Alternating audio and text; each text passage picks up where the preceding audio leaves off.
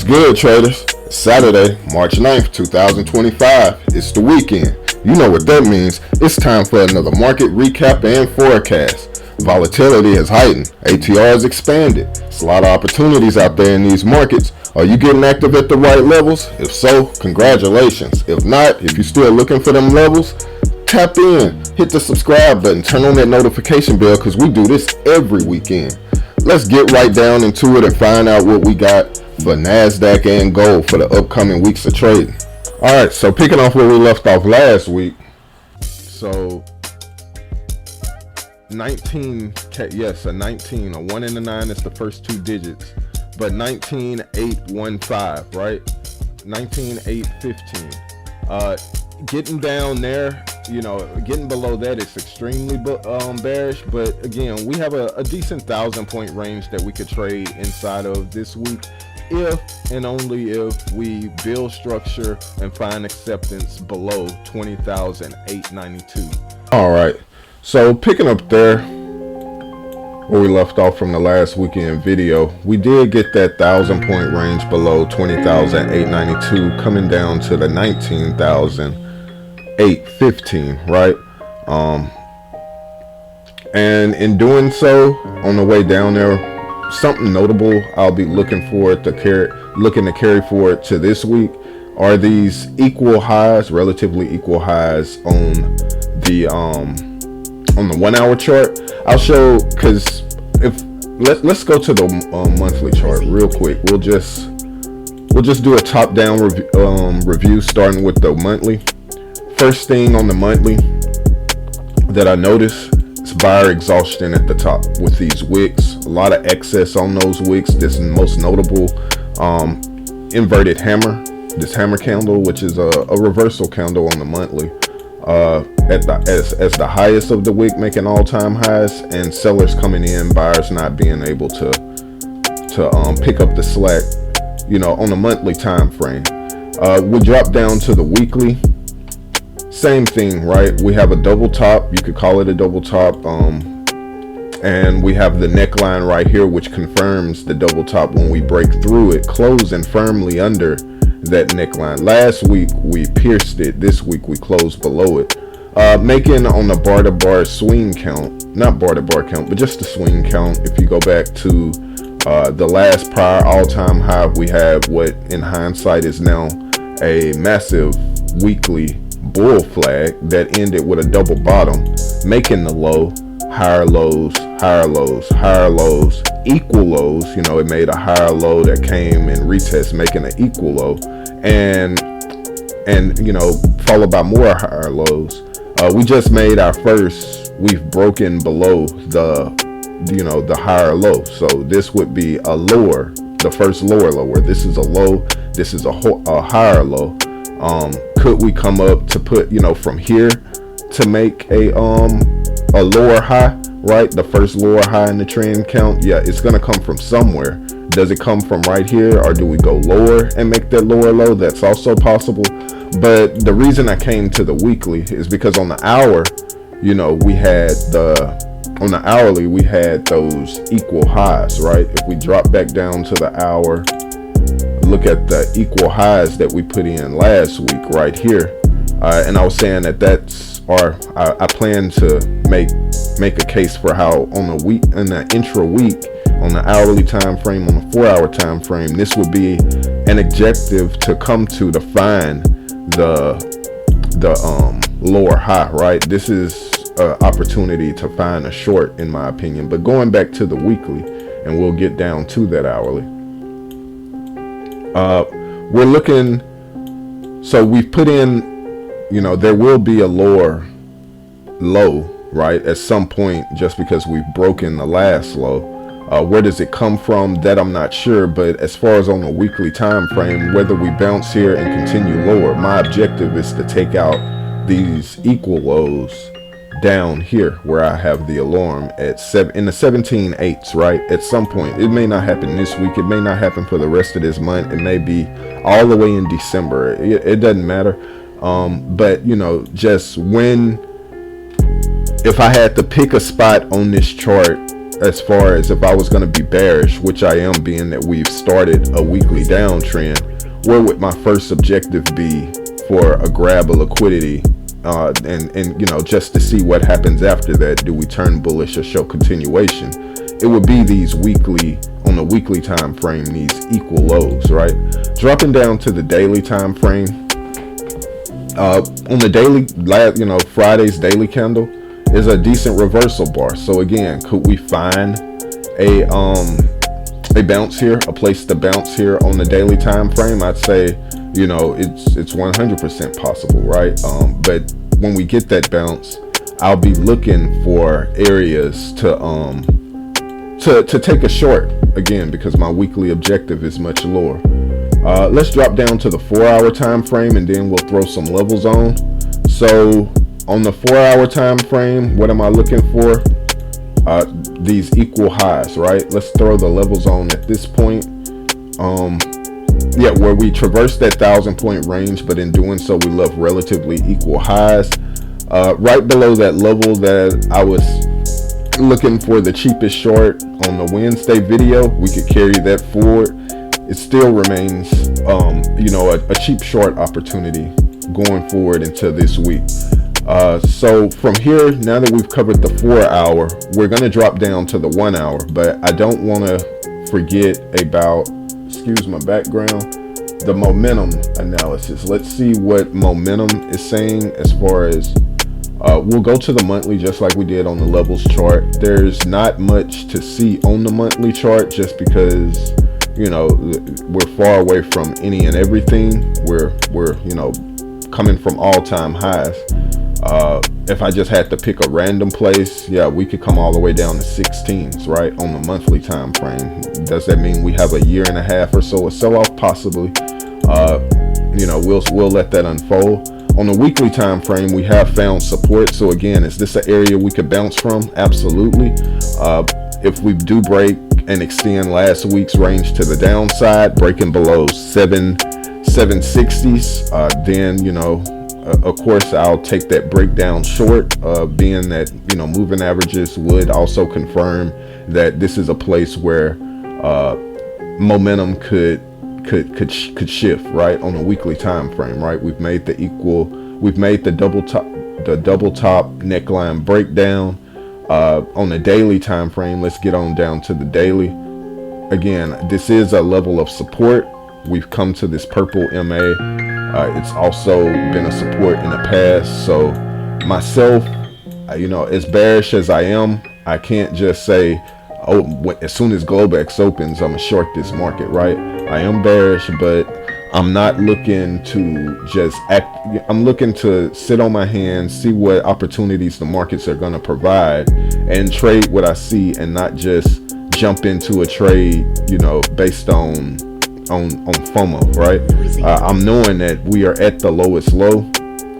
Any respectable bear doesn't want to just go short at the lowest low. They like a place to limit risk, and for me, that would be those equal highs on the 4-hour. Let's drop down to that 4-hour and see what we can see there. See, there is an opportunity for us if we get above the 20,400s early on in the week, Monday or Tuesday's price action, going into Wednesday, to get a bounce as high as 21K, the low 21s, high 20Ks, right, from where we are now. That's what I'm seeing, that this is an area of support. Could we continue to flush? But looking at this 4-hour exhaustion wick on this hammer candle, I could see us going sideways to higher until we, you know, until we put in just a little, you know, a little neutral to slightly bullish on the small time frames, the lower time frames. But just being mindful that any bounces, any significant bounces that we do get, don't just get bullish thinking all-time highs. It may be an excellent location to short. Will I take those longs? I'm really not sure. I may just sit on my hands and see. I'm in a fresh funded account. This isn't really about my accounts here, just so we'll stick to just price action and technical analysis. But yeah, you know, on the hourly, same thing. If we get above 36, 2036, anywhere between 2036 and 2500. I think that's a zone to be mindful of. If we're breaking out above that, you may be able to scalp the long up to 20,800. If we're holding below, you may be able to limit risk somewhere in that range for a break of last week's low. So now that we're mindful of what momentum is looking like, let's get back to the levels chart and take care of pathing. What paths for the bull side, neutral, and bearish do we have coming forward for this week? All right. So just off the rip, being that we're so far down, I do know that we can have bounces. What does the bull side look like? For me, I'm not, even though we may have it, anything is possible. I feel like the bull case is least probable. In this environment, we may break out and we may be at all-time highs by Friday. Anything could happen, but it's not what I'm looking for coming into this week's of trading. I'm not willing to consider any longs that I'm to hold for longer than a scalp. So I'm not gonna draw a bull case. If there's a bull case, you know, off the rip, it's something that just goes higher and make a V bottom. Maybe we but because anything other than this, anything other than just getting immediately above 21.7, finding support and going higher, that's the only bull case I see, and that's not probable, right? I'm not looking for that in this coming weeks of trading. Could it happen in time? Yes, but it's not something that I'm looking for. We'll start with the most bullish being just neutral, right? What do I see for us to remain neutral in this market? Neutral in this market would be anything, and let me turn this arrow white. Well, I'll turn it right in a minute. Anything that gets above 20,892, finds support, ranges, and makes higher lows on a 4-hour to daily time frame, and slowly eats away, you know, and dances around here. I'm not sure what path that would take, but neutral is building structure above this bearish box down here. Anything that reclaims 20,892 and build structure and goes sideways to slightly higher. That's what neutral looks like to me, and that's the most bullish that I'm willing to be this week, right? So we'll label that case the bullish case. What does bearish look like to me? So let's get rid of the red and redraw the bear case. The bear case for me, and this is what I'm looking for, I'll draw two bear cases, right? Since I took away a bull case, we'll at least consider two bear opportunities.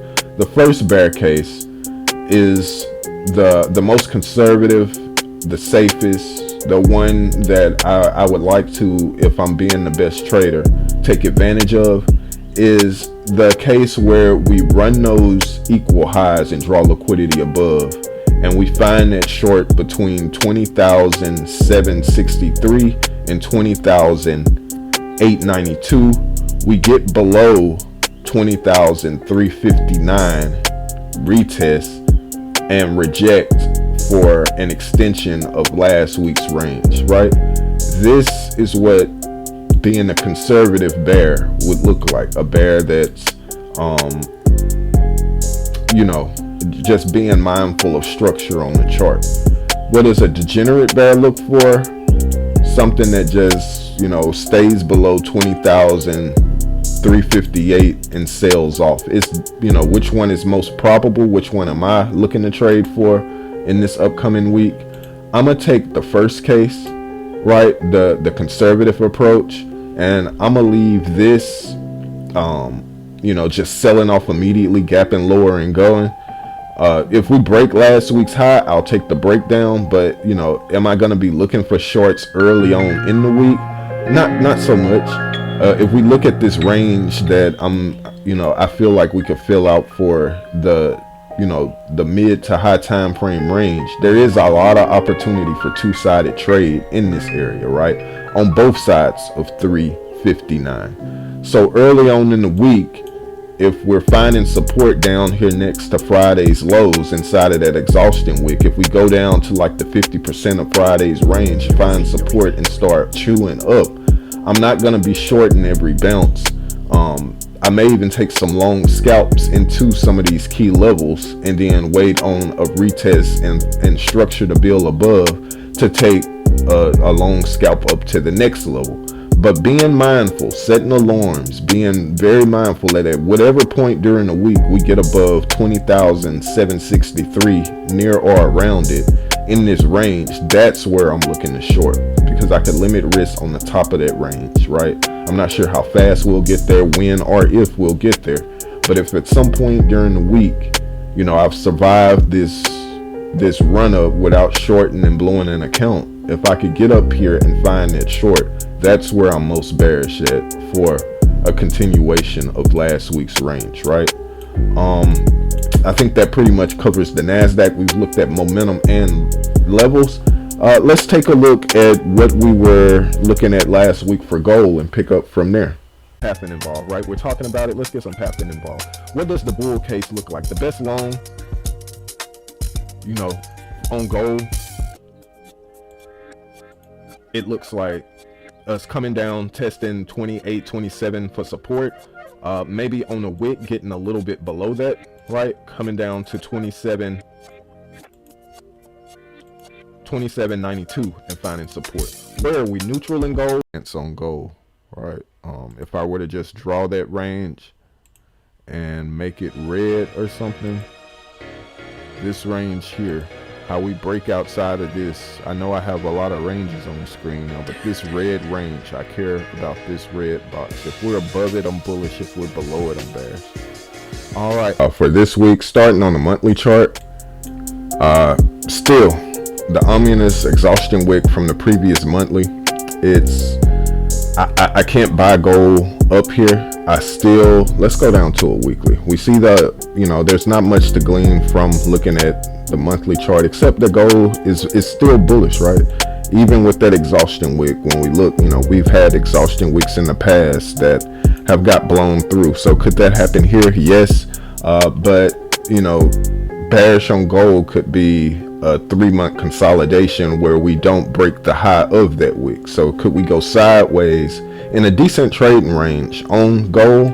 I'd say so, but just be mindful that we could be up here and start a downtrend with, you know, that's a monthly downtrend that went for the better part of half a year, right? So is that possible here? Yes. Should I be looking for longs that break above that high right now? No, I'd like a cheaper long if I'm gonna be bullish. Let's go down to a weekly time frame. Last week's red candle, it engulfed the previous 2 weeks, closing near the lows of the week before those 2 weeks, 3 weeks ago. So, you know, the weekly candle we put in last week, this inside bar, it's a bit of an indecision. I just watched this week. Do we make that red weekly higher low and break out the top side? It's possible, but again, when you consider it in the context of the monthly, you know, it's also possible that we could put in a balance range and find that long or short at a later time. Dropping down to a daily, we'll put the levels on in a minute. Just off site, this looks like it's rolling over. However, there still is the opportunity for us to break this range to the upside. This, what, 4 dailies, you know, these dojis. It looks like a chop fist, right? Inside of that range, I'm not willing to take any, you know, to look for any opportunities. I think the most probable trade comes on a break and retest, a break and retest of that range. Now that we're down at the 4 hour, let's throw our levels on. Now that we have a bit of context. All right, the bull case still remains the same. I think you just saw it. So starting last week off, we were looking for, you know, I was bullish, but not willing to take longs inside of this range, looking for the long from lower. We didn't get that long from lower. We immediately went higher and found ourselves, you know, back in this range. On Wednesday, I defined the range with the red box, stating that I would. So let's, you know, now that we have the context, let's get rid of the pathing. But basically, what I was saying on Wednesday still holds true as far as the weekend video. Not much has changed, except for where I'm neutral now and bullish and bearish, right?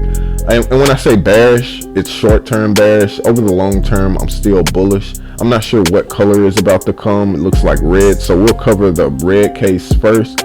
As far as bearish, I'm bearish on a breakdown retest of the box, getting us down to 28.27. And but I don't want to be bearish much outside of the box, knowing that we could still, even if we break out of the box, get a look below and fail and come back in the box from the 27.92. The area last week where I was looking for longs, if we do break out the top side of the box of this box up here that I definitely don't want to trade in. If we break to the downside and it holds its overhead supply and resistance, taking it short off the bottom of the red box, that's a decent, almost 100 points, a decent trade to the short side on gold. However, I'm like I say, it's hard to short gold. I'd much rather just look for longs from lower, and until we find structure below this box. Basically, I'm hands off on gold. I hadn't been trading it much, but I'll set some alarms. I'll see if opportunity presents itself, and taking this short may be the play that I look for during the week, knowing that if we get back inside of this box, I'm probably not willing to participate. Let's turn these levels solid, right? This would be my bear case. Where am I neutral on gold at? Let's get a new line. Where am I neutral on gold? It would still be inside of this box. I'm not willing to take that neutral trade though. I'm not willing to scalp this range.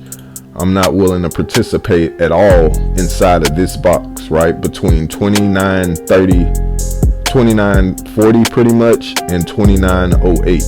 I am willing to take the short on a breakdown and retest of 29.08 going to 28.27. I'll be hands off from there, looking for a long either at 20, if we can look below, fail, and retest. Let's get into the bull case. Let's draw that bull case.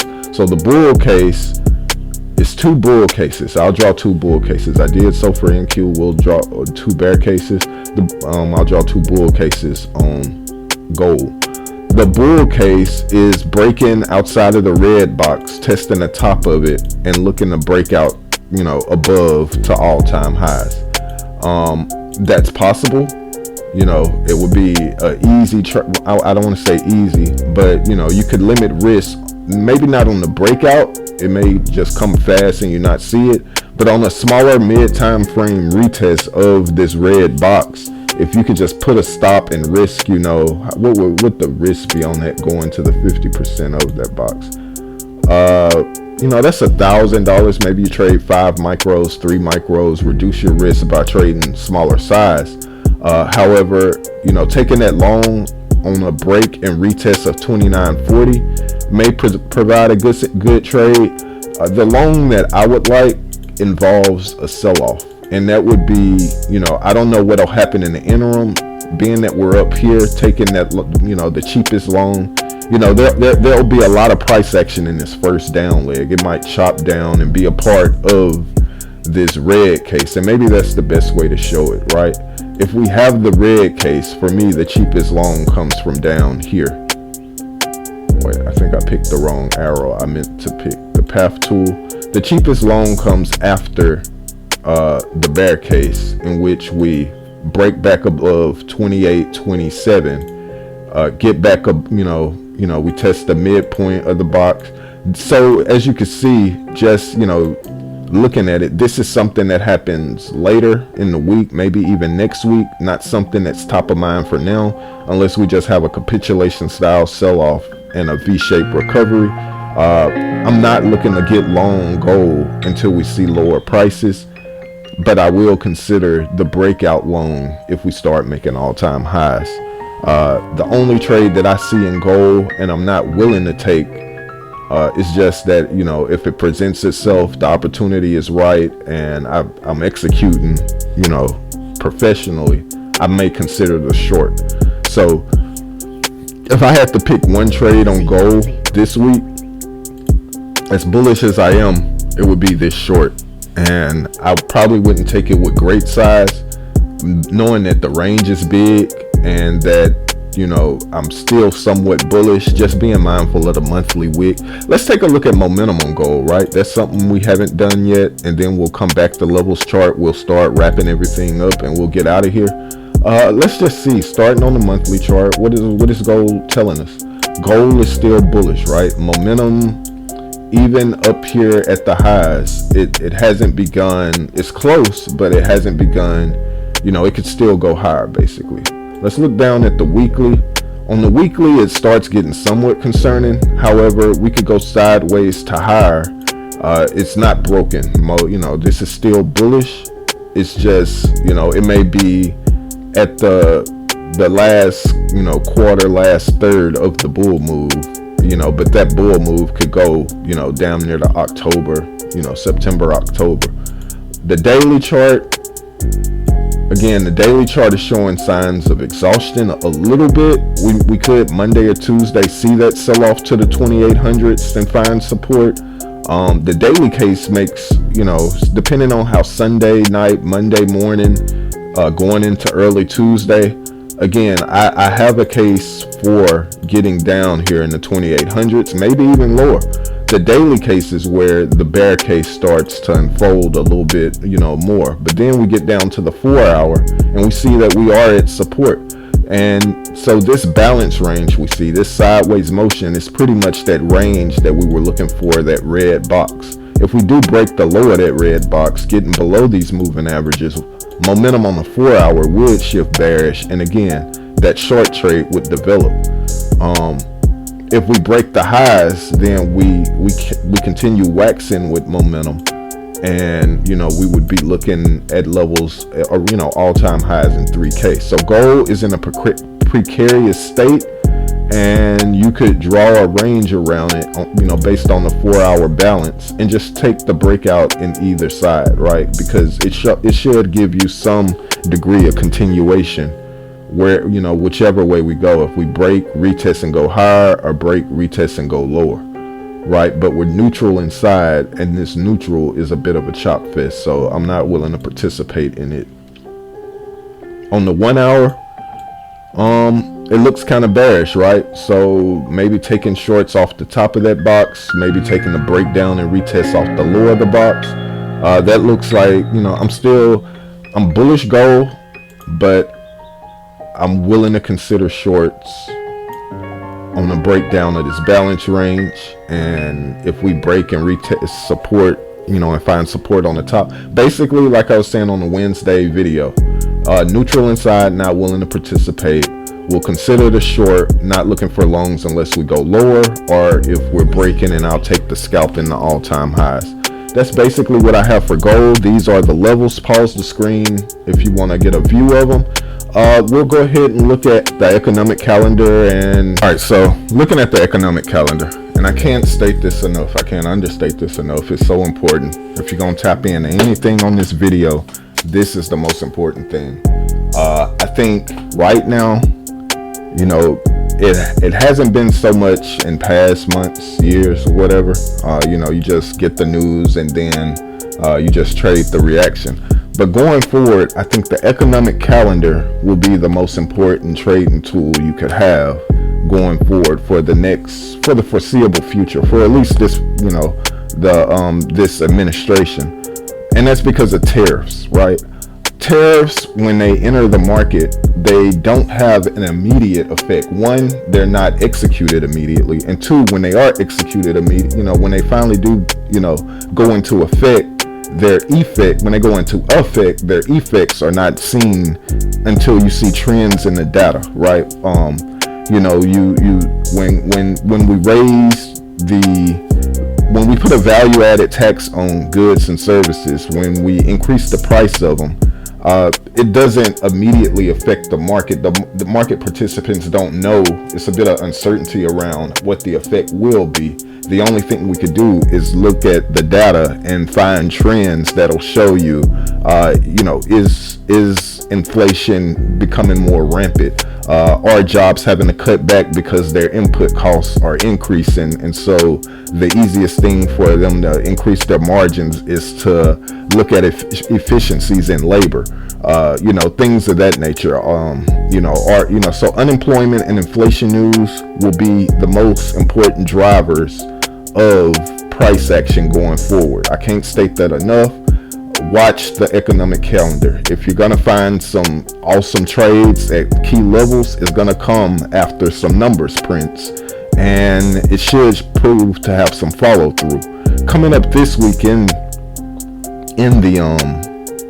the economic news calendar, Sunday, Monday, not so much news. That's why if you were listening earlier, I was saying if we're going to have a bounce, it'll probably come in the first part of the week. We have little to no news, followed by on Monday, followed by Tuesday. We have, jolts. It is impactful, but I'm not sure what the data will be. We could look at trends in the data if we just pull that up. It was going down. It looked like it might go sideways. Whatever, that part isn't important. But what is most important comes on Wednesday early in the morning when we get inflation prints, right? We get CPI, which is consumer pricing index. So how is inflation impacting the consumer? And then we get producers pricing index, so the people that make the good and services. This is where you will start seeing the effects of tariffs, right? You'll see it in the consumer as the price of goods increase and they're not able to find, components for their vehicles because they're sourced overseas. When they're not finding, price of grains and stuff coming out of Ukraine, like just China and stuff are increasing. But producers' inputs, when you see those increase, they're gonna pass those costs on to the consumer, and you'll see it in the CPI. I think Thursday could be very telling. And then you have unemployment claims. As these producers, as their input costs increase, are they starting to cut back on labor? Are they, stopping hiring? Things of that nature. And then you get consumer sentiment. I think from Wednesday to Friday will be very important. We want to be mindful and watchful of the news because I think Wednesday through Friday could be very impactful. I think I'll just leave it at that. We'll go ahead, wrap out the video, and we'll get the levels on the screen. All right, so this is the conclusion of another great video. Thank y'all for being here. If you take anything away from this video, be mindful of economic news. I hope you got your levels. Let's go ahead and put those levels up on the screen. Let's get those levels up. They're right here in the usual spot. This is what I'll be looking for going forward into next week's price action. If you hadn't already, hit that like button. Go ahead and subscribe. Turn on that notification bell so you can be mindful of when I release the midweek video and upcoming weekend videos. I also go live randomly as of right now. Maybe I'll put that on the schedule. Come, join your boy, take some trades, watch me get cooked, watch me cook. Who knows what's going to happen? Hopefully it's the latter.